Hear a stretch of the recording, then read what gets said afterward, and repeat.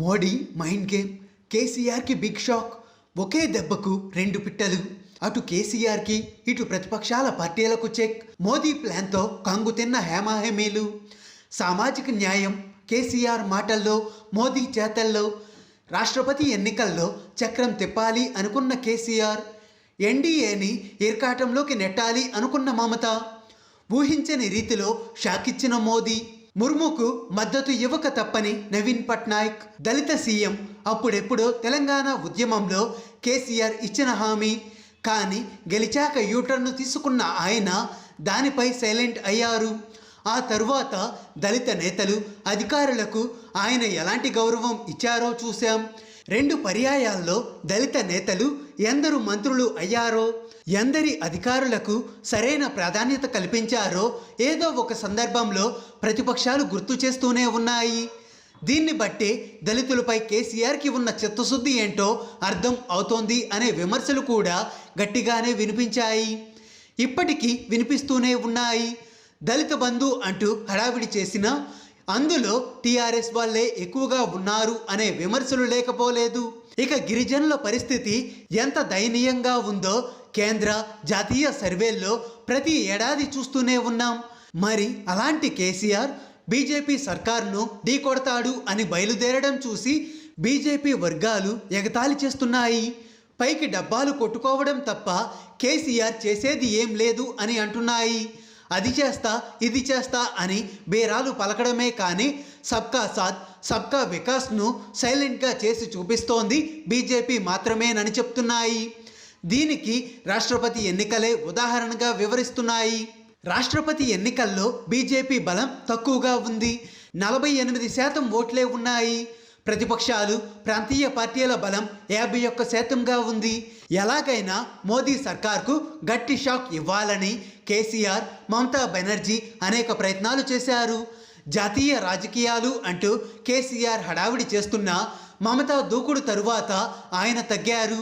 ఆమె ఢిల్లీలో బీజేపీయేతర పార్టీలను ఏకం చేసేందుకు ఓ అడుగు ముందుకేసి మీటింగ్ పెట్టడంతో కేసీఆర్ గమ్మునుండిపోయారు. అంతకుముందు దేశంలో ఓ సంచలనం రాబోతోంది అని ప్రకటించిన ఆయన రాష్ట్రపతి ఎన్నికల సందర్భంగా చక్రం తిప్పుతున్నారు అనే వార్తలు వచ్చాయి. అదే సందర్భంలో పలువురు నేతలను ఆయన కలవడంతో ఏదో చేస్తున్నారు అనే ప్రచారం ఊపందుకుంది. జాతీయ పార్టీ ఆలోచనలో ఉన్న ఆయన ఏం చేస్తారా అని అంతా ఆసక్తిగా ఎదురు చూశారు. కానీ ఏం చేయలేదు. అటు ప్రతిపక్ష పార్టీలు ఉమ్మడిగా ఓ అభ్యర్థిని నిలబెట్టాయి. ఈ క్రమంలో ఎన్డీఏ తరపున మోదీ ఎవరిని బరిలోకి దింపుతారా అని అంతా ఆసక్తిగా ఎదురు చూశారు. అనూహ్యంగా గిరిజన మహిళ అయిన ద్రౌపది ముర్మును ఎంపిక చేశారు. ఈ ఎంపిక వెనుక మోదీ మాస్టర్ ప్లాన్ చాలా బలంగానే ఉంది అని రాజకీయ విశ్లేషకులు అంటున్నారు.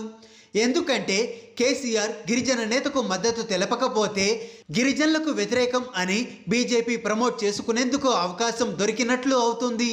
అలా కాకుండా ప్రతిపక్షాల అభ్యర్థికి ఓటేస్తే అందులో కాంగ్రెస్ ఉంది కాబట్టి ఈ 2 పార్టీలు ఒకటేనని బీజేపీ చేస్తున్న ఆరోపణలకు బలం చేకూరినట్లు అవుతోంది. ఎటు చూసినా కేసీఆర్ పరిస్థితి మింగలేక కక్కలేక అన్నట్లుగా ఉంది అని విశ్లేషకులు చెప్తున్నారు. ఇక ముర్ము ఎంపికతో అటు మమతకు, ప్రతిపక్షాలకు పెద్ద షాకేనని అంటున్నారు.